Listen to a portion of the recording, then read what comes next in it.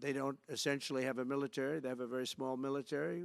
They rely on our military. It's all fine, but, you know, they got to pay for that. But no, something's going to have to be done. Same thing with Mexico. We have a massive deficit with Mexico, and we help Mexico a lot. They're essentially run by the cartels, and can't let that happen. Mexico's really in trouble, a lot of trouble. Very dangerous place. And we're going to be announcing at a future date pretty soon. We're going to change, because we do most of the work there, and it's ours.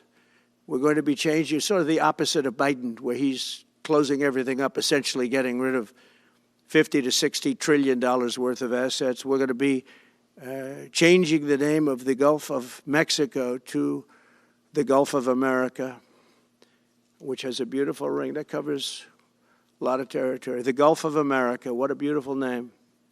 And it's appropriate. It's appropriate. And Mexico has to stop allowing millions of people to pour into our country. They can stop them. And we're going to put very serious tariffs on Mexico and Canada, because Canada, they come through Canada too. And the drugs that are coming through are at record numbers, record numbers. So we're going to make up for that by putting tariffs on Mexico and Canada, substantial tariffs.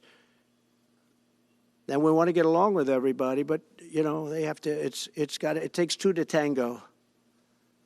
We're approaching the dawn of America's golden age. It's going to be a golden age for America. We have things that nobody else has. We have more natural resources. We have, number one, nobody knew that until I came along. I made us number one. We're number three. I made us number one in a very short period of time in drilling.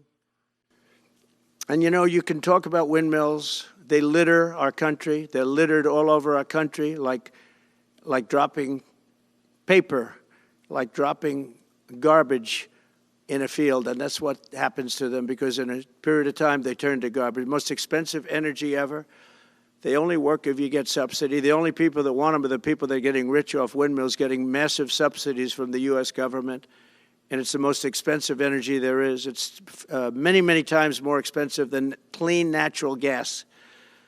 So we're going to try and have a policy where no windmills are being built. You know, off the coast of New Jersey, they want to build like 200 windmills. The people are going crazy. Nobody wants them, and they're very expensive. They don't work without subsidy. You don't want energy that needs subsidy. They're dangerous. You see what's happening up in the Massachusetts area with the whales, where they had 2 whales wash ashore in, I think, a 17-year period, and now they had 14 this season.